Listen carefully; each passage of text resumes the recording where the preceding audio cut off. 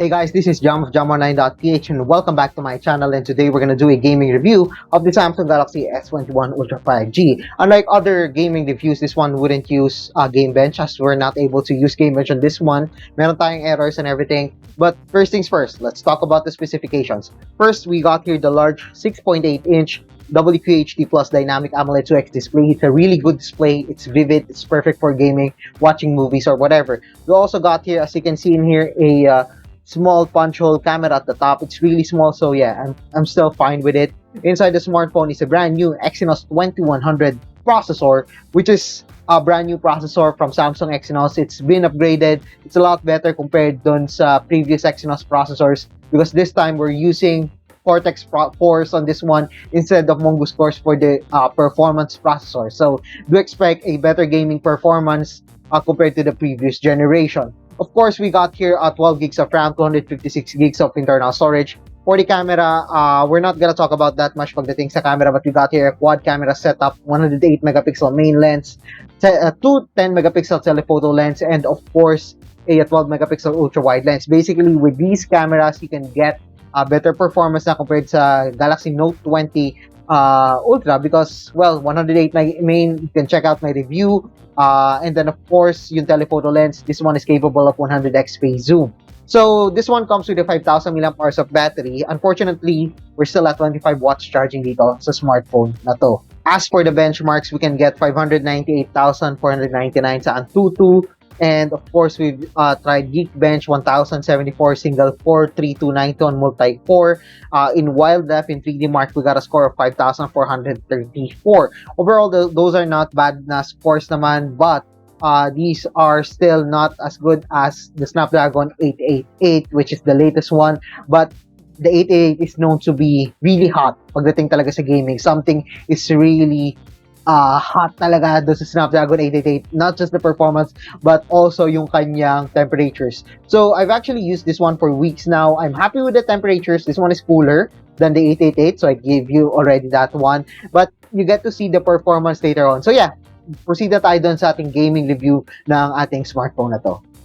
So we're gonna play PUBG Mobile on the Samsung Galaxy S21 Ultra 5G. So as you can see here, I can set it up at smooth settings with extreme frame rates, which means that I can run it at 60 frames per second, or I can go for HDR Ultra mode, which is 40 frames per second. But I actually prefer this one at extreme kasi games like this is really efficient pag it's really good pag naka 60 frames per second, especially in shooter games like this one. So I'm gonna turn on the anti-aliasing mode and the shadows. There we go. And we're gonna try to play the game in Karakin. So we're gonna play this game at the newest map, which is Karakin, and let's see the frames that we can get. Unfortunately, again, we do not have game bench on this one, so we have to rely on what we can see on this video. Okay, so far, so good. Makikita nyo naman dito na okay yung frames natin. It's actually pretty smooth right now. I do not have any problems with it. There's no frame drops. And so far, we can check the temperatures over here. Ayan. So this one is still good at 36.5. That is the highest temps na nakuha natin right now dito. So yeah, let's try playing the game. Tingnan natin later kung ano makukuha natin na temps dito sa PUBG Mobile. And so far, ito, nandito na tayo sa mga buildings. And yeah, everything that we're seeing right now, so far, this one is quite good right now. So medyo okay ako with the frames that we're getting. No frame drops. And it isn't actually warm, unlike the previous Exynos processors that we have reviewed before. So this one is cooler. This one is a lot better compared to the other Exynos smartphones na na-review natin. So I've been using the smartphone for weeks now, and so far naramdaman ko talaga yung improvement nung temperatures dito sa smartphone na to. It isn't like this before, and hindi kasi dati naramdaman ko talaga with Exynos processors, may drop talaga na frames after some time. Now, paggamit niya this one, it's quite good. This one's quite good.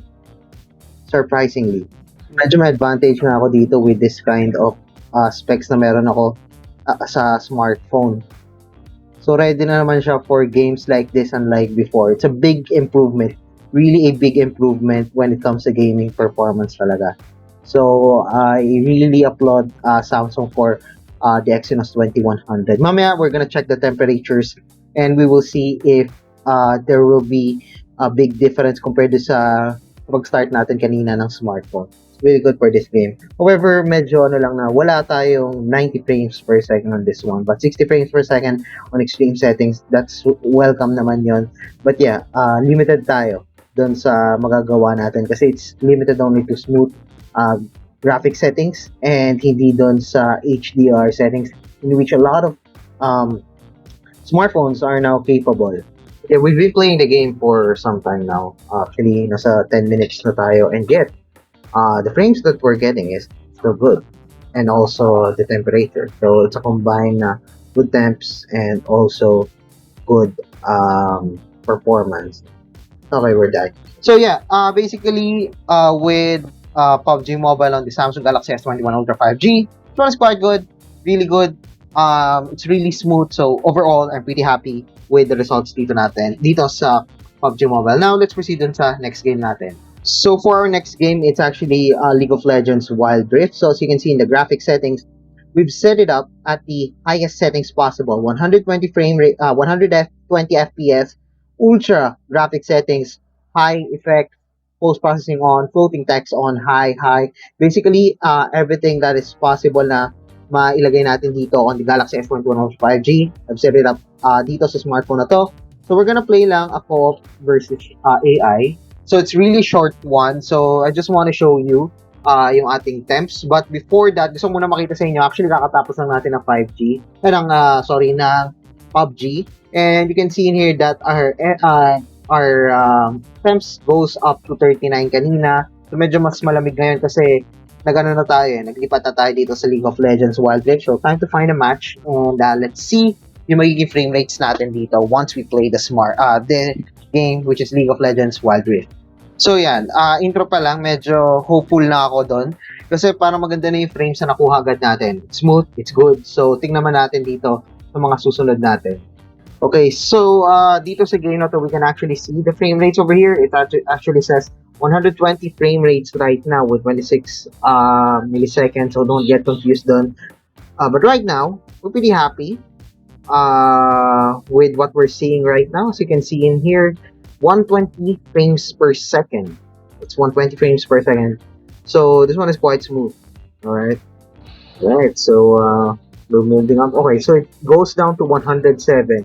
But you barely notice yung difference ng 120 kanina to 107. Maybe it's just me na hindi masyado nakafocus sa phone, but it is still smooth, so don't worry about the frame drops.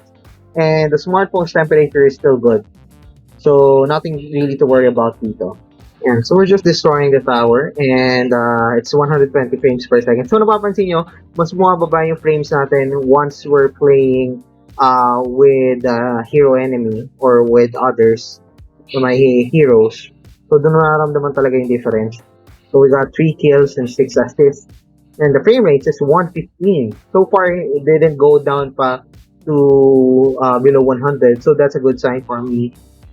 Considering na may mga action scenes talaga dito. And the terms are it's quite good actually for an Exynos processor. It's a big improvement, like a leaping performance improvement talaga pagdating sa kanyang temps. Basically 120 FPS if there's nothing going on, but goes down to 105 if there's a lot of heroes. Most of the time it's around 115 to 120. So yeah, there's nothing really to worry about. So if you're playing this game on a smartphone, walang magiging problema. This one is still good for me.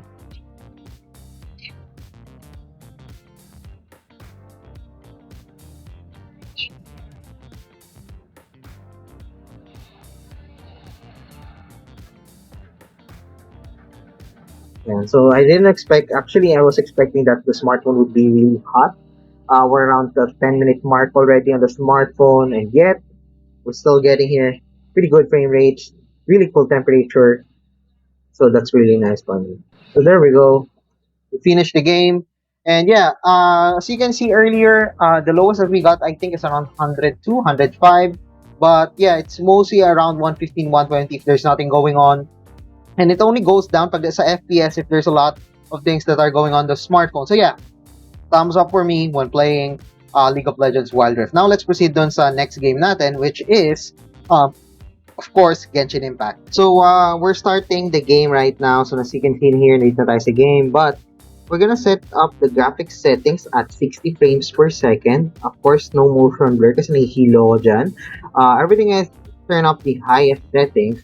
And, as you can see dito pa lang, hindi na tayo smooth 60 frames per second for some reason. As you can see in here, parang meron tayong drop kanina nangyayari. And even dito, so pag may movement tayo, naramdaman nyo yung difference talaga. So, I suggest that you turn down the settings. For example, here, we're gonna go tayo, we're gonna go sa high settings, high graphic settings at 60 frames per second, right? There we go. So, high at 60 frames per second. It's still not that smooth. It's very playable, but so far, I wouldn't actually complain doon sa frame drops na talagang bumababa ng malaki yan. So, napapansin nyo, may frame drops sa kagad tayo dito. At may motion blur, which is really annoying. I really hate motion blur. So, let's see nga kung meron tayong motion blur kanina. Alright, so, let's see here. Settings, graphics. Oh, the motion blur is high. So, we need to turn that off. But yeah, there we go. So, it does help sa ating frame rate. As you can see, it is smoother, a lot better. And yeah, we got here a bigger map. Ayan, so nakita nyo naman na meron tayo ditong hindi pa natin napupuntahan yung ice area. So far naman, actually this one is very playable naman. But if you really hate frame drops, you really need to turn down the settings. So makikita nyo dito, ayan, no? So may mga frame drops tayo nagaganap dito sa Genshin Impact. That is actually quite disappointing for me, nagkakameron ng ganung frame drops. Ayan.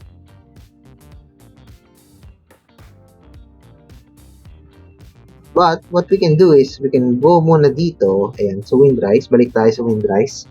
Pahilan tayo and we're gonna try to hunt some monsters and let's see what will be the frame rates that we can get dito. Ayan, so may E1 siya. Something like that. But yeah, the graphics is still good. So if you want, you can turn down the settings at the lowest settings possible. So better na yan para makakuha tayo ng better frame rates. And so nakapagpahil na tayo and all. There we go. So time to go dito. For example, try natin magtapos ng quest dito sa, let's see, saan ba mas may madaling quest? Ito. Malapit lang. Defeat all opponents. Let's see here. Let's go dito sa ating stage dito. And so, surprise, medyo na ko na may mga ganong frame drops na nangyayari. So yan, Genshin Impact does really have a good graphics talaga. Look at that. It's beautiful.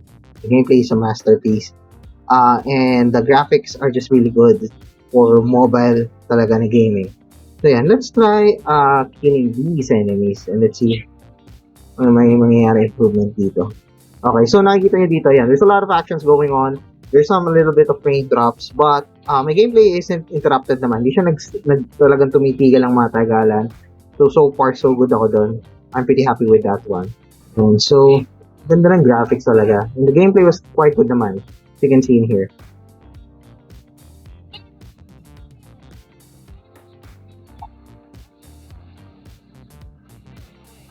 So, just finish the quest.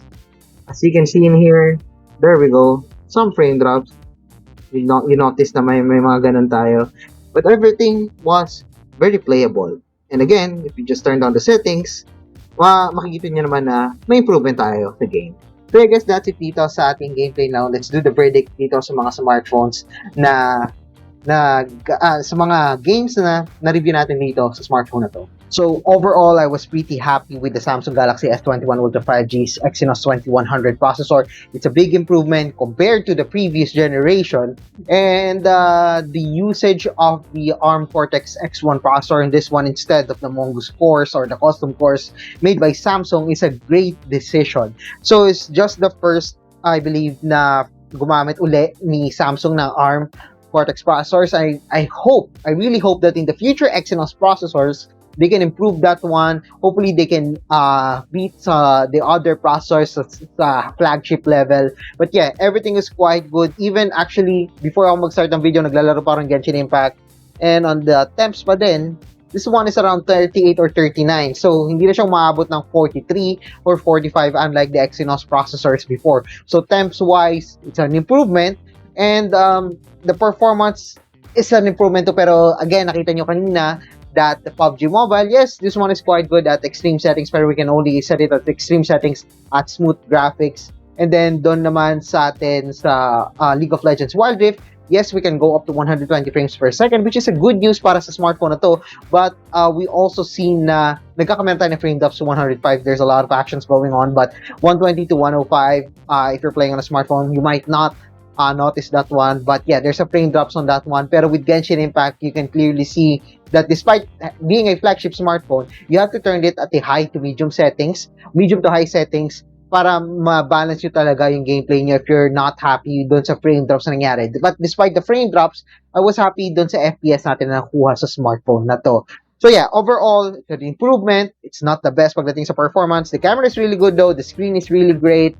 But yeah, it's still a great smartphone for me, and I really applaud Samsung dun sa improvement nila sa Exynos processor. So I guess that's it dito sa gaming review natin ng Samsung Galaxy S21 Ultra 5G. So if you like this video, don't forget to give us a thumbs up. And of course, don't forget to subscribe to our channel and be sure to click that subscribe button along with that bell button to get notified of our latest videos here sa YouTube channel. So once again, I am Jump from JumOnline.ph. Thank you for watching and see you guys again in my next video.